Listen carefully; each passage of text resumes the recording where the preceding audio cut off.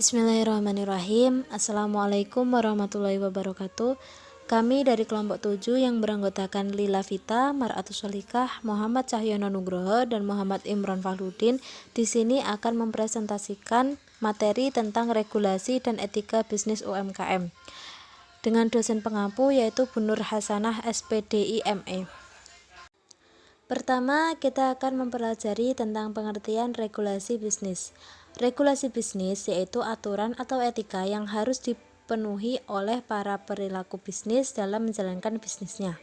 Regulasi bisnis dalam bidang ekonomi merupakan suatu aturan yang mengendalikan perilaku dalam berbisnis baik dalam bentuk batasan hukum oleh pemerintah, regulasi industri, peraturan asosiasi perdagangan, dan lain sebagainya. Tujuan dibuatnya regulasi atau aturan ini yaitu untuk mengendalikan manusia atau masyarakat dengan batasan-batasan tertentu. Dan fungsi dari regulasi bisnis yaitu untuk menertibkan perilaku para pengusaha dan konsumen dalam batasan-batasan tertentu. Regulasi bisnis ini yaitu bersifat mengikat dan mengendalikan perilaku masyarakat dalam ruang lingkup bisnis. Selanjutnya, regulasi bisnis UMKM. Yang pertama yaitu perizinan UMKM. Pelaku usaha mikro kecil dan menengah wajib mengurus perizinan agar usahanya menjadi legal. Apabila berniat terjun ke dunia usaha, maka yang harus diperhatikan adalah memiliki izin SIUP atau surat izin usaha perdagangan. SIUP ini diterbitkan berdasarkan domisili usaha dan penting dimiliki agar pemilik usaha memiliki bukti pengesahan dari pemerintah. Bagi UMKM juga ada dasar hukum izin usaha mikro kecil yang diatur oleh Peraturan Presiden Nomor 98 Tahun 2014. Secara detailnya, regulasi tersebut dijelaskan pada Berita Negara Republik Indonesia tahun 2014 nomor 1814. Hal ini berkaitan juga dengan tanggung jawab aparat pemerintah lantaran yang memiliki kewenangan adalah camat. Selanjutnya, regulasi perpajakan. Pemerintah memberikan kelonggaran perpajakan untuk kalangan pada pelaku UMKM. Bagi mereka yang baru merintis usaha dengan modal terbatas dan omset tak lebih dari 4,8 miliar tahun, tarif pajak yang ditetapkan sebelumnya terasa memberatkan. Lewat regulasi terbaru UMKM yang mengatur tentang pajak penghasilan atau PPh atas penghasilan dari usaha yang diterima atau diperoleh wajib pajak yang memiliki peredaran bruto tertentu atau tarif PPh final yang dikenakan UMKM diturunkan menjadi 0,5% dari sebelumnya 1%. Penurunan tersebut diharap bisa mendorong pengusaha UMKM berperan serta dalam kegiatan ekonomi formal dan bisa mempermudah dalam melakukan kewajiban perpajakan. Ketentuan ini diharapkan bisa mendorong kepatuhan perpajakan di kalangan pelaku UMKM. Yang ketiga, regulasi pendanaan. Meskipun tidak besar, tapi usaha kecil dan menengah membantu mengurangi pengangguran serta meningkatkan pertumbuhan perekonomian nasional sehingga mendapat perhatian pemerintah dan beberapa lembaga keuangan Indonesia. Salah satunya melalui program penyaluran kredit usaha rakyat atau KUR. KUR adalah kredit atau pembiayaan yang diberikan oleh perbankan kepada UMKM yang fleksibel tetapi belum bankable.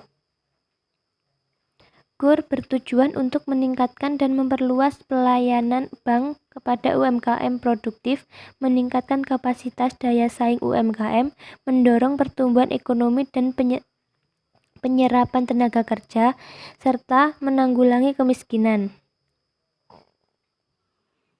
Yang keempat, kemitraan.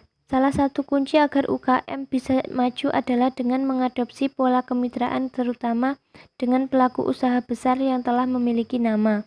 Pemerintah pun telah mengatur regulasi tersebut dalam Peraturan Pemerintah Republik Indonesia Nomor 17 Tahun 2013 tentang pelaksanaan Undang-Undang Nomor 20 Tahun 2008 tentang usaha mikro kecil dan menengah. Dalam pasal 30 dijelaskan jika pemerintah pusat dan pemerintah daerah mengatur usaha besar untuk membangun kemitraan dengan usaha mikro, usaha kecil, dan usaha menengah untuk pembangunan kemitraan dengan usaha mikro dan usaha. Etika bisnis UMKM. UMKM juga termasuk dalam usaha dan bisnis biarpun hanya dalam sektor kecil. Dalam menentukan barang apa yang dijual dan dibutuhkan konsumen serta strategi dalam berjualan atau pemasaran, semua itu ada dan termasuk dalam etika bisnis. Prinsip bisnis perlu diperhatikan oleh para penjual karena di dalamnya memuat 5 hal yang bisa membuat bisnis ketika berjalan dengan baik. Kelima prinsip tersebut adalah: yang pertama, prinsip otonomi, kemampuan untuk mengambil keputusan. 2. Prinsip keadilan, menuntut setiap orang agar diperlukan adil dan objektif. Ketiga, prinsip saling menguntungkan, menuntut semua pihak dapat saling menguntungkan. 4.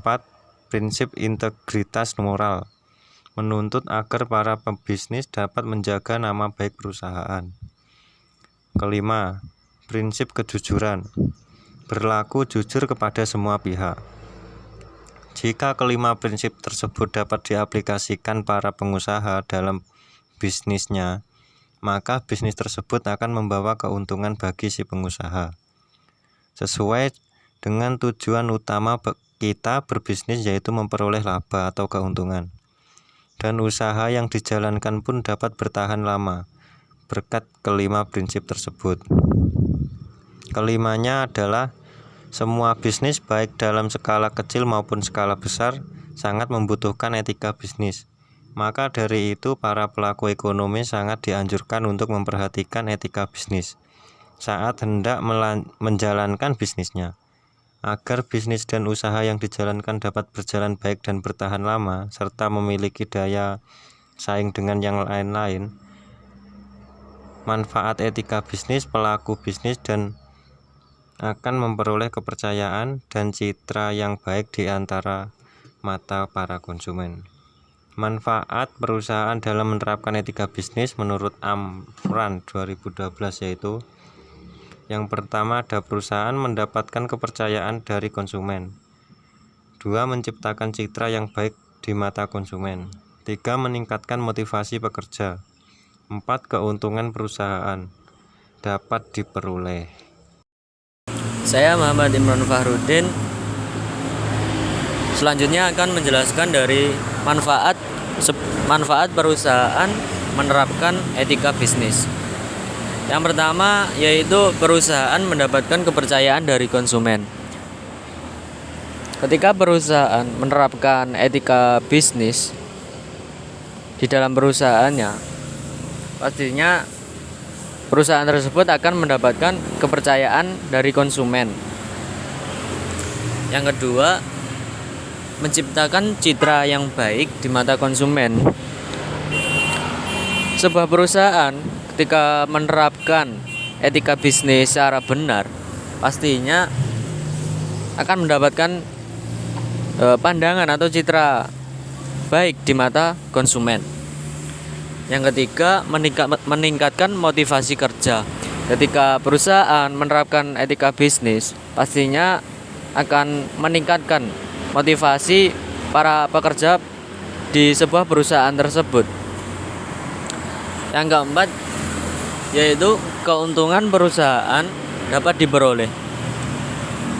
Ketika perusahaan menerapkan etika bisnis, pastinya perusahaan tersebut akan lebih maju dan pastinya akan mendapatkan kepastian keuntungan.